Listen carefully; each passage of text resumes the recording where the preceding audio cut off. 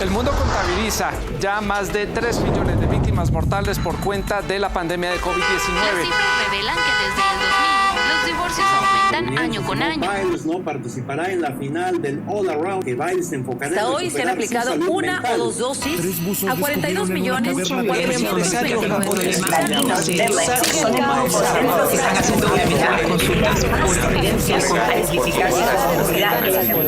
Sin embargo,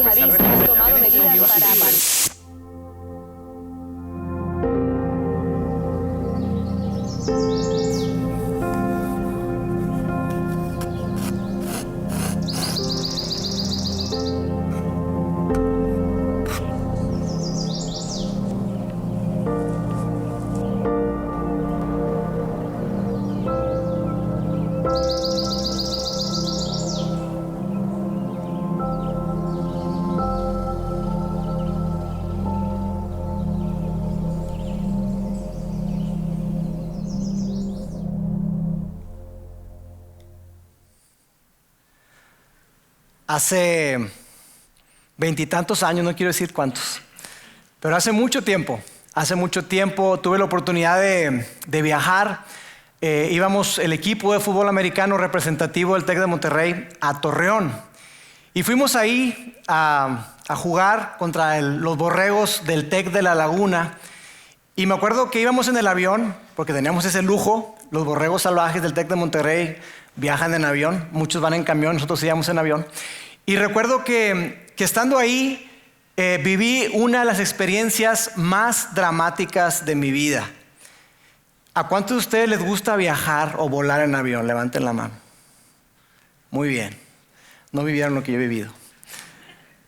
Íbamos ahí en ese viaje y recuerdo que la cosa iba muy tranquila y de repente el avión empezó a moverse de una manera impresionante. Tú sabes, cuando vas a despegar te dicen abróchate el cinturón. Cuando vas a aterrizar también te dicen abróchate el cinturón. Pero hay otro momento durante el viaje en el que el piloto dice, estimados pasajeros, vamos a atravesar una zona de turbulencia, por favor les pedimos que se abrochen sus cinturones. Y entonces sucedió eso, nadie nos pusimos el cinturón y estábamos ahí disfrutando de la vida. Y entonces empezó el avión a bajar y subir de una manera impresionante y mis compañeros y yo decíamos, más fuerte, ¡y qué piloto! Y estábamos ahí bromeando, disfrutando, riendo. Pero de repente ese tiempo se fue prolongando más y más y más. Y a mí me asustó mucho ver que las aeromosas estaban sentaditas abrochadas y una de ellas hacía así y se le puso la cara pálida. Y yo dije, Dios mío, esto no está bien. Esto no está bien. Y entonces mis compañeros, los demás jugadores también se dieron cuenta de eso y esas risas y esa alegría se cambió por gritos. Dios, sálvanos. Ay, Padre nuestro que estás en los cielos. Dios, Ave María. Una cosa horrible. Horrible. Y el tiempo pasaba y pasaba. Y decía, Señor de mi vida, ¿qué va a pasar? Yo dije, ¿nos vamos a matar? Nos vamos a matar. Es la experiencia, yo creo que más dramática que he vivido en mi corta, no tan corta, en mi vida. Difícil. Y yo creo que es una sensación que para nada es agradable. Yo creo que todos nosotros hemos experimentado de alguna manera esa sensación de darnos cuenta que nuestra vida es incierta. Experimentar incertidumbre nos hace sentirnos desprotegidos, nos hace sentirnos vulnerables, nos hace sentirnos inseguros, nos hace sentirnos desesperados, enojados, frustrados.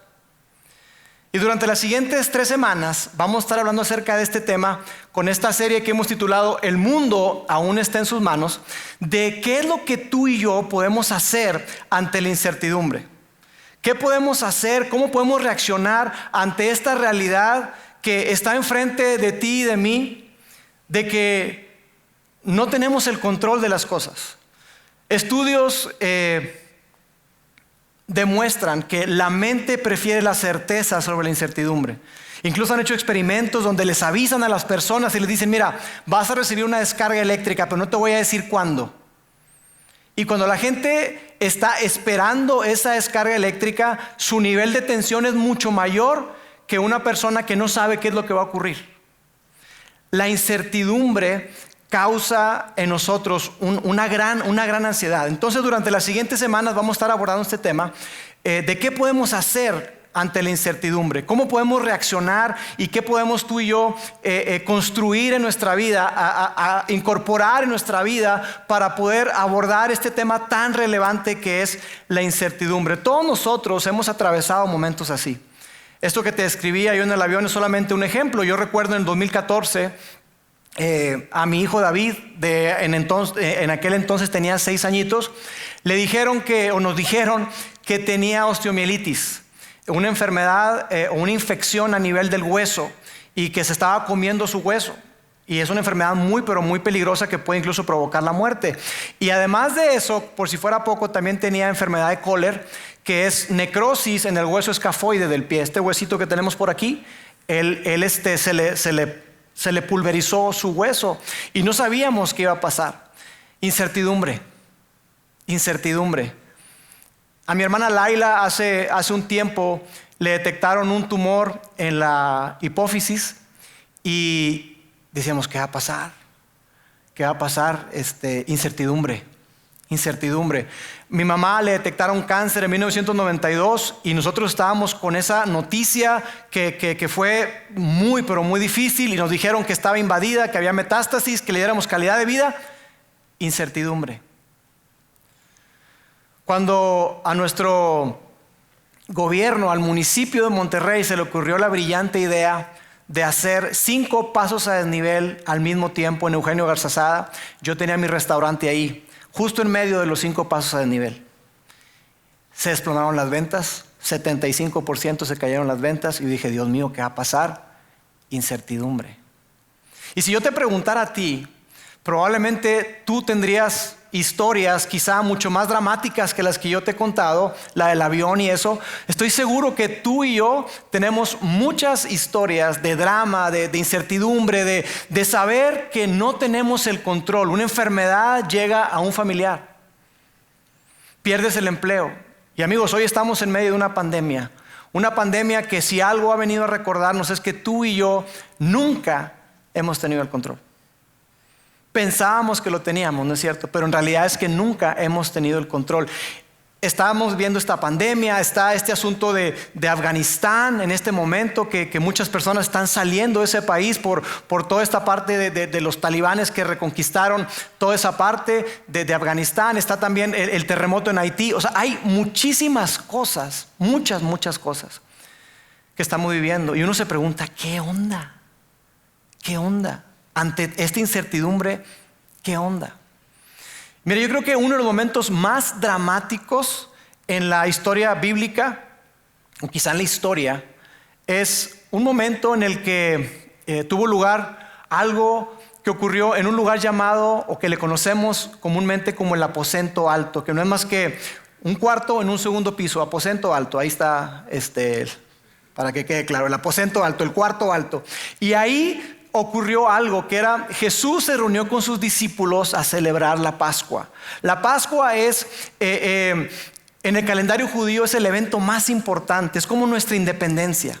Es algo que los judíos celebran año tras año y que lo que representa no es algo más que el hecho histórico donde el pueblo de Israel salió de Egipto. El pueblo de Israel, que como tú probablemente has escuchado, estuvo prisionero o estuvo esclavo más bien durante más de 400 años en Egipto. El pueblo de Israel estuvo ahí esclavizado. Esta nación que comenzó con una familia, con la familia de Jacob, José sale de ahí y salva a toda la humanidad, salva a todo el pueblo de Egipto y por supuesto a su familia. Y después de eso, la nación de Israel no conoció otra cosa más que esclavitud. Esclavitud. Y por más de 400 años, ellos estuvieron clamando a Dios, pidiéndole a Dios que por favor los rescatara, pero parecía que las oraciones de ellos eran oraciones huecas, oraciones vacías, porque Dios no se hacía presente, hasta que finalmente Dios les envió a un libertador llamado Moisés. Entonces, los discípulos están ahí reunidos para celebrar eso, porque llegó un momento en el que en esta Pascua llega Moisés y le dice al pueblo de Egipto, al pueblo de Israel, perdón, que estaba esclavizado, le dicen: amigos, prepárense porque mañana nos vamos. Mañana vamos a salir libres de Egipto finalmente. Moisés le dice eso al pueblo. Y ellos le creyeron a Moisés, creyeron la palabra de Dios que llegó a Moisés, y lo que ellos hicieron fue que sacrificaron un corderito. Porque Moisés le dijo: va a venir el ángel de Dios y va a herir a todos los primogénitos de Egipto, a todos, a excepción de aquellas personas que coloquen la sangre de ese cordero que van a sacrificar y la sangre la pongan en el marco de la puerta. Todos aquellos que crean y confíen en el sacrificio pascual, en ese cordero, en esa sangre, el ángel va a llegar y va a pasar sobre ellos. En inglés tiene mucho significado, por eso se llama Passover, es pasar sobre. Y entonces ese ángel llegó y, tal como Moisés lo había predicho, hirió a todos los primogénitos de Egipto. Al día siguiente, el faraón le dijo: lárguense, váyanse, no quiero verlos más. Váyanse. Y el pueblo salió, dice la escritura, que salieron incluso con muchas riquezas. Despojaron de alguna manera a los egipcios. Después de más de 400 años de esclavitud, donde no les pagaban absolutamente nada, los egipcios dijeron: mira, aquí tengan esto, pero por favor váyanse. Y 1400 años después de ese evento, Jesús está celebrando la Pascua, la cena de Pascua, con sus discípulos. Jesús ya había hecho esto en otras ocasiones con sus discípulos. En años anteriores ya lo había hecho y era una cosa espectacular. Yo quiero imaginarme ver a Jesús ahí siendo toda una celebridad, una persona que todo el mundo quería un pedazo de Jesús, todo el mundo quería estar cerca de él. Los milagros estaban multiplicando, las enseñanzas estaban multiplicando, las multitudes cada vez eran más y más y más. Era padre estar con Jesús en ese tiempo. Pero en esta última cena, como se le conoce a ese evento donde Jesús tiene esa última cena con sus discípulos, las cosas eran muy diferentes. La popularidad de Jesús venía para abajo, porque Jesús empezó a cambiar su speech, empezó a cambiar su discurso y empezó a ser un tanto más duro, de tal manera que se nos narra en los evangelios que llegó un momento en el que muchas personas dejaron de seguir a Jesús y dijeron: esta es una palabra muy dura de recibir. Entonces Jesús ya no era un rockstar. Jesús ya no era esa celebridad. Jesús ya no era esa persona que todo el mundo quería estar con él. Al contrario, de hecho, Jesús se escabullía entre las multitudes. Jesús entró a Jerusalén de noche porque mucha gente quería hacerle daño a Jesús. Había personas, se hablaba de un complot para asesinarlo. Se hablaba de un complot para acabar con Jesús. Entonces Jesús empezó a tener mucho más cautela. Y para los discípulos fue un tiempo bien difícil. Fue un tiempo sumamente complicado porque la mentalidad de los discípulos era muy similar a la mentalidad que tenemos tú y yo. La mentalidad de los discípulos era muy similar a la que tenemos tú y yo. La mentalidad es la siguiente: el patrón mental que tenemos es que si Dios está con nosotros, todo va a estar bien. Si Dios está de tu lado, entonces todo va a mejorar. Si Dios está contigo, la enfermedad se va a sanar, el negocio va a prosperar, el matrimonio se va a restaurar. Esa es la mentalidad que tenemos. Y esa era la mentalidad que tenían ellos. Y decían: no, ¿sabes qué? Es Jesús. Es Jesús, es el Hijo de Dios, todo va a estar bien. Entonces Jesús les hablaba y les decía: miren, yo voy a ir a Jerusalén y voy a sufrir. Y decían: no, ¿de qué estás hablando, Jesús? ¿Qué estás diciendo? Eso no puede ser. Entonces fue época de mucha incertidumbre para los discípulos, porque de alguna manera Jesús les decía: oigan, las cosas se van a poner mal. Y ellos decían: ¿y entonces para qué vamos a Jerusalén? Tú nos estás diciendo, Jesús, que cuando entremos a Jerusalén las cosas se van a complicar. Entonces, ¿qué estamos haciendo caminando hacia Jerusalén? ¿Por qué quieres pasar la Pascua ahí? ¿De qué se trata? Y Jesús les dice: amigos, las cosas se van a poner difíciles, síganme.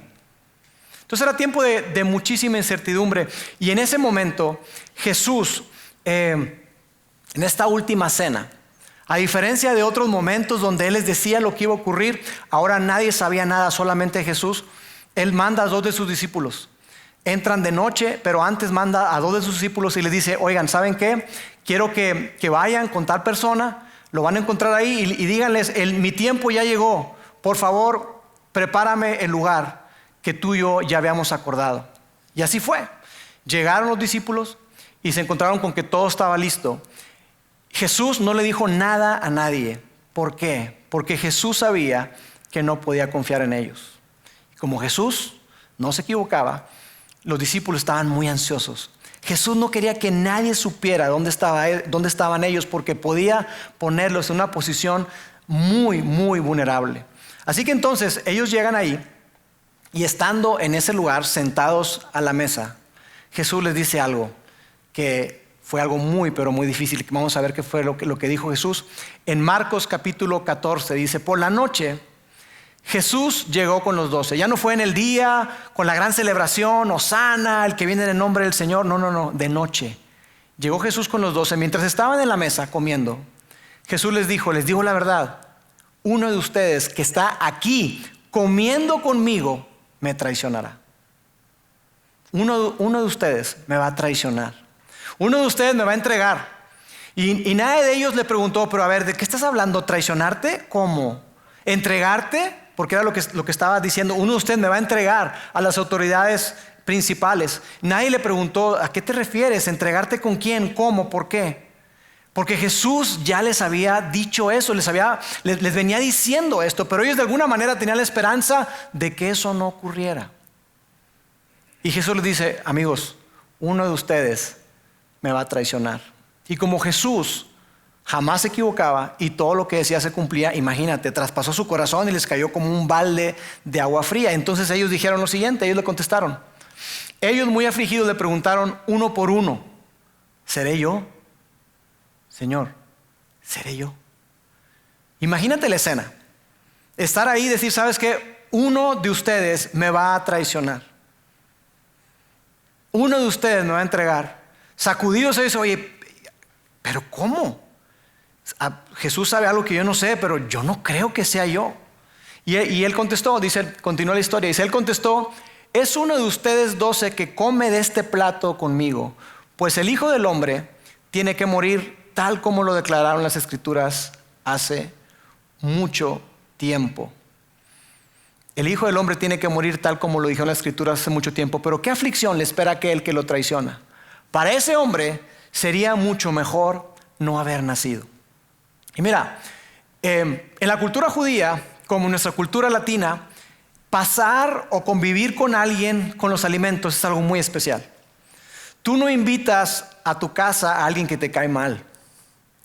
Tú no invitas a pasar tiempo contigo y hacer una carne asada a alguien con quien tú no quieres estrechar lazos. Entonces, el hecho de que ellos estaban ahí en la mesa celebrando la Pascua era algo muy íntimo, era algo muy, pero muy especial. Y el hecho de que ellos dijera ahí Jesús, uno de ustedes me va a traicionar, era un asunto todavía más grave. Es como si tú y yo invitamos a alguien a nuestra casa, le preparamos la carne asada y todo, y le decimos, oye, gracias por venir, de veras, me encanta que estés conmigo, por cierto, me vas a traicionar. Como que no viene al caso, ¿verdad? Pero eso era justamente lo que estaba ocurriendo. Y mira, en la Biblia, esta colección de manuscritos antiguos, encontramos muchísimo valor, encontramos muchísimas historias que fueron construidas o que fueron narradas en medio de gran incertidumbre, tiempos de muchísima oscuridad. Y por eso yo pienso que la Biblia es muy, pero muy relevante para nuestras vidas hoy. Porque ahí vamos a encontrar cómo es que en muchísimas ocasiones la vida de la gente estaba como hoy, llena de incertidumbre. La vida de las personas no era una vida color de rosa. De hecho, en la Biblia tú no vas a encontrar una frase como esta, y vivieron felices para siempre. No lo vamos a encontrar. No vas a encontrar, o la Biblia no enseña que tú y yo el lunes, que el lunes a veces no nos gusta levantarnos a trabajar, ¿verdad? No dice que el lunes vas a tener un día espectacular. El martes vas a recibir ese contrato que estabas esperando, lo vas a firmar. El miércoles te van a dar un aumento. El jueves te dan un bono. El viernes tú te enteras que a tus hijos les dieron la beca. Esa beca que estabas esperando, les dieron la beca para la universidad. Eso no lo encuentras. Lo que sí encuentras, lo que sí podemos encontrar en la Biblia son historias de personas que atravesaron la incertidumbre y que Dios actuó en medio de la incertidumbre. Historias como la de José, ese hombre que fue vendido por sus hermanos. ¿Alguien de ustedes tiene problemas con sus hermanos? No levanten la mano. Pero si alguien tiene problemas con sus hermanos, imagínate José. Quizá tú te enojas con tus hermanos, con tu hermana, porque te agarraron los tenis o la ropa. Oye, la blusa, ¿por qué? Me la dejaste toda sucia, yo me la quería poner para la fiesta. Y tú tienes broncas con tus hermanos por cosas como esas. O quizá la herencia, una cosa un poquito más difícil, ¿no? Y a mí me parece tan absurdo que haya familias que se rompan y que se dejen de hablar por cuestiones como una herencia. Y se pierde la relación. Bueno, en el caso de José, ellos dicen que odiaban a José. Sus hermanos odiaban a José y están ahí debatiendo. Imagínate la escena, ahí están debatiendo, oye, ¿lo vendemos o lo matamos? No, yo digo que lo matemos. Sí, pero a ver, ¿por qué? Pues digo que lo matemos porque mira, si lo vendemos capaz de que regrese el mendigo. Mejor matémoslo. No, vamos a venderlo. De esa manera yo no quiero cargar con la conciencia de que lo maté. Mejor vamos a venderlo. Oiga, no, pues ya fue mucho tiempo, no, votemos. Y votaron por venderlo. Pero si tú ves la historia de José, ¿sabes qué vas a descubrir? Dios estaba con José. Dios estaba con José. Eso es lo que tú vas a descubrir. Historias como la del rey David. Ese hombre que siendo un jovencito fue ungido como rey y llegó a ser quizá el rey más grande de Israel. Ese muchacho creció, recibe el reino y un momento en su vida él está huyendo de su propio hijo. Absalón quiere quitarle el trono a su propio padre. Imagínate eso, imagínate tener que huir de tu hijo, que tu hijo lo que quiere es que tú te mueras para él poder tomar su lugar. Bueno, esa fue la historia de David. Pero si tú y yo leemos la historia de David, ¿sabes qué vamos a descubrir? Que Dios estuvo con David. Y que Dios tenía un plan para él, con todo lo que vivió, con todo lo que atravesó, con todo lo que Saúl lo persiguió para matarlo, con incluso su mismo hijo Absalón. Dios siempre estuvo con David, como también estuvo con Moisés. Ese bebito que su mamá, te digo que se multiplicaron los hebreos y entonces se levantó un faraón que no conocía lo que José había hecho por ellos. Y vio que estaban multiplicando y multiplicando y dijo, no, ¿saben qué? A los niños cuello. Todos los que sean varones, los matamos. Y empezaron a asesinar a los bebitos. Pero una mujer, la mamá de Moisés, dijo, ¿sabes qué? Yo no. Yo no lo voy a entregar. Pasaron 3 meses donde ella lo estuvo ocultando hasta que finalmente ella lo pone en el río. Dice, si tengo que escoger entre los egipcios y el río, corro mi suerte con el río. Y entonces, de ahí, de ese bebé, se levanta el libertador Moisés. De manera milagrosa, Dios lo preservó. Dios permitió que lo educaran en la casa del faraón y que él fuera un gran militar. Y si tú lees la historia de Moisés, te vas a dar cuenta que Dios estuvo con Moisés. Y si tú le preguntaras a la mamá de Moisés, durante ese tiempo probablemente habría dicho, ¿dónde está Dios? ¿Dónde estás, Dios? ¿Por qué me estás llevando al límite de tener que entregar a mi hijo en una cesta y ponerlo ahí en el río? ¿Dónde estás, Dios? ¿Dónde estás? Pero leemos la historia de Moisés y vemos que Dios estuvo con Moisés, como estuvo con Jesús también. Cuando María y José se enteran que Herodes, quien estaba gobernando toda esa parte, todo ese territorio, quiere matar a Jesús. Quiere perseguir y matar a ese bebé. Y Herodes, para no batallar, él dice, no, yo no me voy a poner a buscar. A ver, ¿cómo cuánto tiempo tiene el niño? Pues cerca de 2 años. Mira, de 2 para abajo matemos a todos. Y eso fue lo que hizo Herodes. Mandó matar a todos los bebitos, a todos los niños de 2 años para abajo. Y dice ahí en la escritura que hubo un gran llanto y un gran lamento. ¿Y cómo no? ¿Cómo no? Pero si tú lees la historia de Jesús, tú te das cuenta que Dios estaba con Jesús.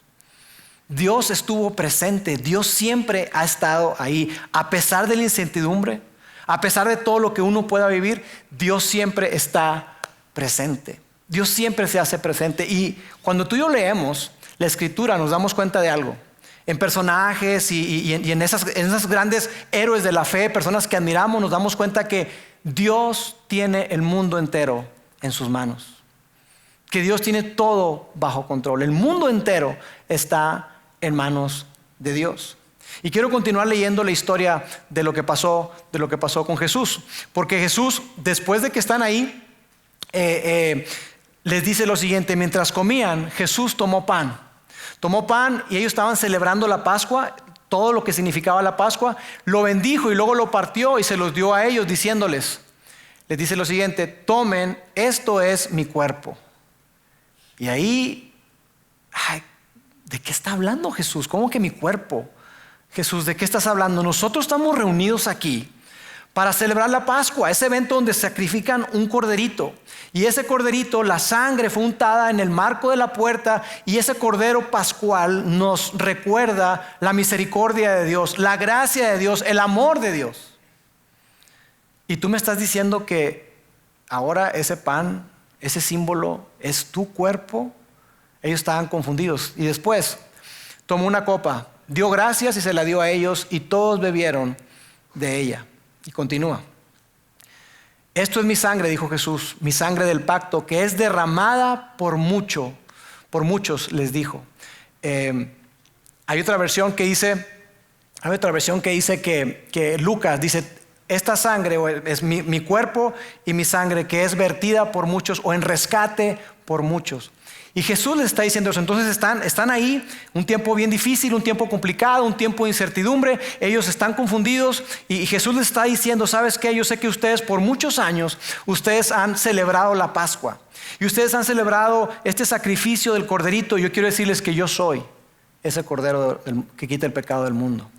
Yo soy ese cordero. Esta celebración que ustedes han tenido por muchísimos años, que ha sido algo que se ha perpetuado, yo quiero decirles que hay un nuevo pacto, y ese pacto está en mi sangre. Ese pacto está en mi vida. Yo voy a entregar mi vida por ustedes, y todo el que ponga su confianza en mí, esa persona, así como pasó el ángel de la muerte y libró a los israelitas, va a librar su vida para siempre. Entonces ellos están ahí en el aposento alto y salen de ahí y se van al huerto de Getsemaní, donde Jesús estaría orando y pidiéndole a sus discípulos más cercanos que oraran con él porque estaba muy angustiado. Y Jesús en el camino les da una gran noticia, una noticia que los hizo hundirse en lo más hondo. Miren lo que les dijo Jesús: todos ustedes me abandonarán. Imagínate, Jesús está hablando de que él va a entregar su vida. Y dice, todos ustedes me abandonarán, les dijo, porque escrito está, heriré al pastor y se dispersarán las ovejas. Pero después de que yo resucite, y esto era algo que ellos les entraba por aquí y les salía por acá, les entraba por aquí y les salía por acá. Jesús ya les había anticipado eso. Hey, amigos, la muerte no me puede contener. La muerte no será mi final. La muerte no va a acabar conmigo. Yo soy la resurrección y la vida, Jesús les dijo. Después de que yo resucite, iré delante de ustedes a Galilea. Yo ahí me quiero reunir con ustedes. Y Pedro, ese Pedro tan arrebatado, tan colérico, se levanta y dice, a ver, Jesús, ya estuvo bueno, ya. Mucha negatividad, las malas vibras, llévatelas de aquí. Ya no quiero escuchar eso. O sea, ¿y por qué dices que muerte y esto y el otro y me abandonarán? No. Que te quede claro algo, Jesús. Todos te pueden abandonar, pero yo no. Mira lo que dice Pedro. Aunque todos te abandonen, yo jamás lo haré. Nunca. Todos te pueden abandonar, pero yo no lo voy a hacer. Y sabemos que pocas horas después se llevan a Jesús arrestado, lo golpean, y le hacen un montón de cosas, pero mientras estaba ahí arrestado y que iba a empezar ese juicio totalmente nefasto que le hicieron, ilegal por cierto, es interesante que leas la ilegalidad de esos juicios que le hicieron a Jesús. Estando ahí, Pedro es confrontado por una muchachita y le dice, tú estabas con él, tú eres de ellos. Y Pedro lo negó. 3 veces negó que conocía a Jesús. Y Pedro se fue llorando amargamente. Y la pregunta para ti y para mí el día de hoy, la pregunta para ti y para mí que tenemos que hacernos es la siguiente. ¿Puedes confiarle tu vida a Dios aunque no lo veas actuando en tu vida? ¿Podemos confiar nuestra vida a Dios aunque parece que Él está ausente? ¿Podemos confiarle nuestra vida a Dios aunque parece ser que Él está totalmente inactivo? Que por más que le pido y oro y las cosas no cambian, es más, empeoran. La situación con la salud de mi papá está peor. El negocio está cada vez peor. Mi relación con mis hijos está deteriorándose cada vez más. ¿Puedes seguir confiando en Dios aunque no lo ves actuando en tu vida? Porque sabes, nosotros, sobre todo acá en el occidente, equiparamos a Dios con prosperidad. Equiparamos a Dios con que si yo tengo a Dios, yo tengo todas las bendiciones, materiales, espirituales y todo, absolutamente todo. Y equiparamos, y sí es cierto, tenemos todas las bendiciones en Cristo. El asunto está en que lo equiparamos con nuestra expectativa, con nuestros términos, y no con el tiempo y la forma de Dios. Y si tú y yo pudiéramos ir con los discípulos hoy para preguntarles, oye, ¿cuándo fue el momento en el que ustedes dijeron, oye, qué difícil es seguir a Jesús? ¿Cuál fue ese momento en el que dijeron, oye, esto está complicado? Yo estoy seguro que ellos habrían dicho, mira, fue el momento en el que estábamos ahí sentados a la mesa y que nos dijo que alguien lo iba a traicionar. Fue el momento en que nos cayó el 20 de que las cosas no iban a cambiar, que de ahí en adelante las cosas se iban a complicar. En ese momento nosotros caímos en desesperanza y por eso lo abandonamos. Caímos en una desilusión y entonces dijimos, oye, ¿sabes qué? ¿Será que nos equivocamos? ¿Nos equivocamos siguiendo 3 años a este hombre? Probablemente ellos te habrán dicho que ese fue el momento más oscuro de su vida. Y si les preguntaras, oye, ¿y cuál fue el momento en el que tú viste actuar a Dios de una manera extraordinaria, sobresaliente, que dices tú, wow, o sea, no puede ser? Fue cuando lo del ciego, ¿no? O cuando el paralítico. ¿Fue ese momento? Cuando viste a obrar, a actuar a Dios de una manera increíble. O no, ya sé cuándo. Fue cuando Lázaro, cuando hasta ya apestaba Lázaro, 4 días muerto. En ese momento ustedes vieron actuar a Dios como nunca, ¿verdad? Sabes que probablemente yo creo que ellos te habrán dicho que fue en esas mismas horas. En esas mismas horas en las que parecía que Dios no estaba actuando, cuando se llevaban a Jesús. Porque en esas horas en donde aparentemente Dios no estaba actuando, Dios estaba más activo que nunca. Porque Dios estaba preparando y estaba llevando a cabo la salvación de toda la humanidad.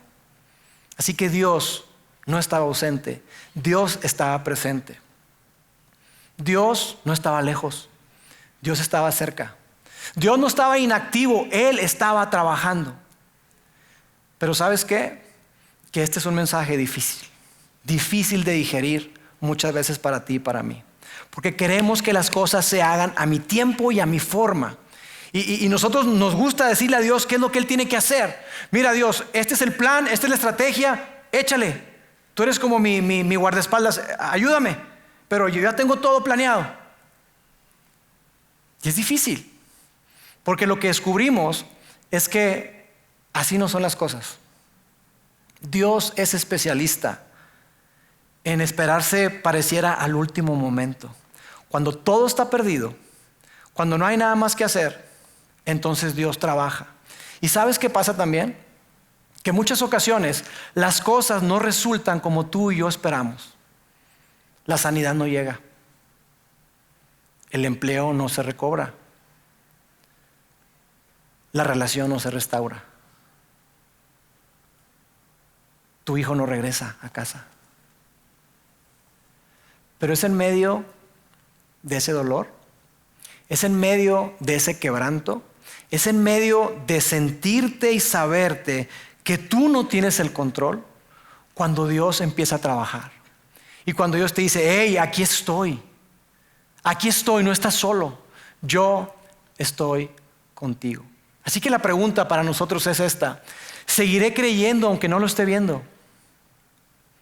¿Seguiré creyendo en Dios aunque no vea su actividad en mi vida? ¿Seguiré creyendo en Dios aunque mi hija no ha regresado? ¿Seguiré creyendo en Dios aunque mi papá no se sanó y murió? ¿Seguiré creyendo aunque mi hijo no fue salvado? ¿Seguiré creyendo aunque no lo esté viendo? ¿Seguiré creyendo? ¿Puedo realmente creer en Dios sin importar qué? ¿O es solamente una frase bonita que tenemos en Upstreet, en nuestros ambientes de primaria? ¿Puedo creer en Dios sin importar qué? ¿Realmente podemos seguir creyendo aunque no lo estemos viendo? Y sabes que yo creo que la respuesta es un rotundo sí. Sí podemos seguir creyendo. Porque no hay un lugar más seguro al que tú y yo podamos recurrir. No hay un lugar más seguro al que tú y yo podamos ir y encontrar consuelo, encontrar paz, encontrar plenitud, aún en medio del dolor, aún en medio de la tormenta, aún cuando tú y yo estamos quebrados y no entendemos. Dios nos dice, aquí estoy.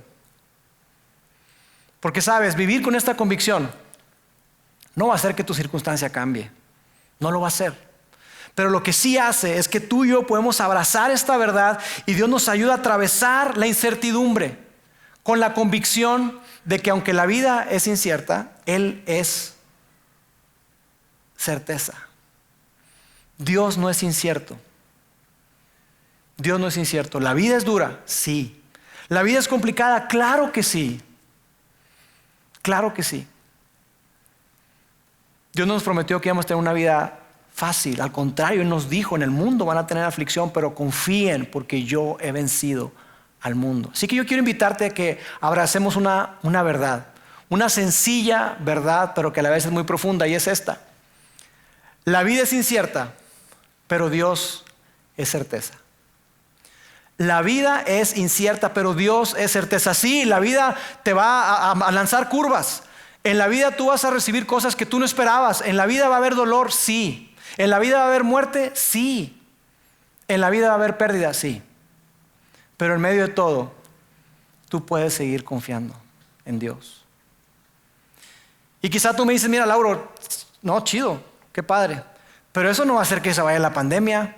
Eso no va a hacer que yo sepa si la voy a poder superar o no. Eso a mí no me trae consuelo de mi empleo que perdí. Eso no recupera mi relación. No. Y quizá tú me digas, bueno, es que, pues, ¿qué otra cosa me puedes decir? Estamos en una iglesia. Eso es lo que yo esperaría de un pastor, que me diga, no, sí, échale ganas y todo. Y yo creo que durante este tiempo hemos aprendido todos nosotros que en medio del conflicto, en medio del dolor, en medio de la incertidumbre, Dios es nuestra certeza. Que Él está con nosotros y que Él tiene el mundo en sus manos. Y sabes, la base de este mensaje no es propiamente mi vida, que yo te digas, yo como seguidor de Jesús, mira, he vivido esto, lo otro, que sí, te puedo dar testimonio, te puedo dar decirte cuántas veces Dios ha estado a favor de nosotros y nos ha sacado adelante situaciones que dices tú, no puede ser. Dios ha estado con nosotros y Dios sigue estando con nosotros. Pero la base del mensaje no es solamente mi vida o la vida de unos cuantos, es la vida de millones de personas. Muchos de ellos están escritos en la Biblia, que fueron escritos para nuestra enseñanza. Pero millones de personas que incluso hoy están en otro lado del mundo, dando su vida por su fe. Dando su vida porque están convencidos de que Dios aún tiene el mundo en sus manos. Personas que creer y seguir creyendo en ese Dios les cuesta la vida. Esas personas son la base de este mensaje. Para decirte, ¿sabes qué? Dios es certeza. La vida es incierta, sí, pero Dios es certeza. Y Él tiene el mundo en sus manos. Personas que viven esta promesa que quiero compartir contigo, este texto que está en Romanos capítulo 8. Y sabemos que Dios hace que todas, no dice algunas, todas las cosas cooperen para el bien de quienes lo aman y son llamados según el propósito que Él tiene para ellos. Amigos, este texto que está aquí no está diciendo que nuestra vida va a ser fácil. Lo que está diciendo es que todo lo que tú y yo atravesamos, todo, de alguna manera, aunque nuestra mente no la pueda comprender, aunque en nuestra mente podamos decir, ¿qué de bueno puede tener esto? Dios hace que todas las cosas cooperen para el bien. Porque a través de la pérdida y del dolor, a través de la incertidumbre, tú y yo aprendemos confianza. Tú y yo aprendemos dependencia. Tú y yo nos damos cuenta que nosotros no somos los dueños de nuestro destino, sino Dios. Y Dios está interesado en forjar el carácter y forjar la fe de Jesús en cada uno de nosotros. Ese es su mayor interés. ¿Sabes por qué? Porque Él te preparó a ti y a mí y nos está preparando a ti y a mí para la eternidad, no para 80, 90 años que estamos acá. Dios tiene grandes planes para cada uno de nosotros. Y yo quiero terminar contándote así brevemente la historia de un hombre a quien yo admiro muchísimo. Él es un pastor, se llama Jon Courson. Él es un hombre ya en sus 70s y ese señor cuando tenía 30 bajos, 28, 30, casado, 3 hijos, uno de 5, uno de 3, una de 3 y una de 2. En un accidente automovilístico perdió a su esposa. Iban camino a esquiar y chocaron y su esposa cabeceó hacia un árbol y falleció instantáneamente. Y él se quedó viudo con un hijo de 5, una de 3 y una de 2. Conoció a otra señora, otra mujer extraordinaria. Se casaron, tuvieron 2 hijos. Y su vida iba increíble. Hasta que esa niña de 3 años creció y al cumplir 16 años, él estaba en la iglesia. Él en su iglesia en las mañanas abren la iglesia para que la gente pueda ir a orar y pasar un tiempo allí. Y estaban ahí. Y dice que esa ocasión su hija pasó al frente de 16 años. Y dijo, Dios, gracias por ser tan bueno con nosotros. Gracias porque tú cumples tus promesas. En especial, y empezó a decir una promesa que para él tenía mucho significado. Se va la niña. Cuando ve a su papá le dice, nos vemos. Se va a la escuela. 20 minutos después regresan con John y le dicen, John, Jesse falleció. Chocó y falleció. Y me tocó ver el funeral de su hija. Y él diciendo, la gente llega y me pregunta y me dice, ¿por qué? Tú eres un pastor, ¿por qué? Y yo digo, ¿por qué no? ¿Por qué ella no? ¿Y por qué no? Y tú ves la fe de ese hombre y tú dices, este pelado es de otro planeta. Y sí. En 2019, su hijo mayor, aquel niño de 5 años, se hizo pastor también. Y en 2019 falleció de cáncer de colon. Y tú ves la vida de ese hombre y tú no puedes creerlo. Tú no puedes creerlo. Es la persona que al menos en video, porque yo lo conozco por video, siempre se está riendo. Todo el tiempo se está riendo y hace chistes. Todo el tiempo. Y es una persona que le escriben y yo tuve la oportunidad de intercambiar correos con él. Una persona extraordinaria. Extraordinaria.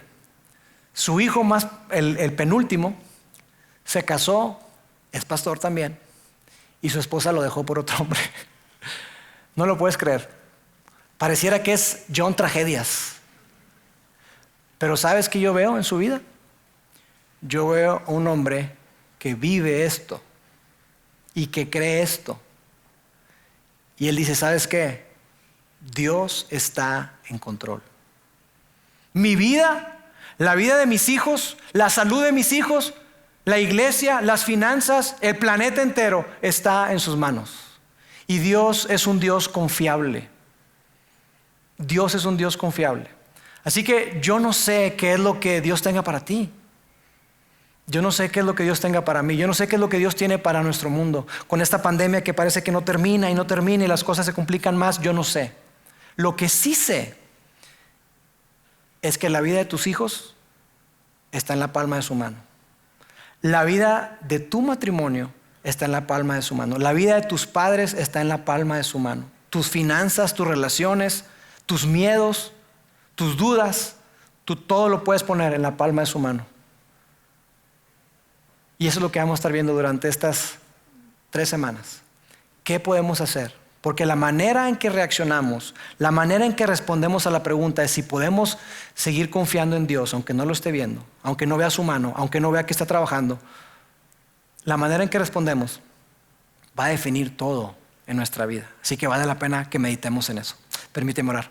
Dios, te doy gracias. Gracias, Padre, porque hoy tú nos recuerdas que aunque la vida es dura, aunque la vida es difícil, aunque la vida muchas veces no es lo que esperábamos, tú nos recuerdas que tú eres suficiente y que tú estás en control, Dios, que el mundo aún está en tus manos. Ese mundo, nuestro mundo pequeñito, que para nosotros parece ser que es para el universo, está en tus manos. Nuestra ciudad, nuestra comunidad, nuestro país, nuestros gobernantes, todo está en tus manos. Gracias, Padre, porque a través de Jesús y lo que hiciste con Él y a través de Él, tú nos recuerdas que tú nos amas de una manera increíble, de una manera impresionante. Ayúdanos a vivir con esa convicción.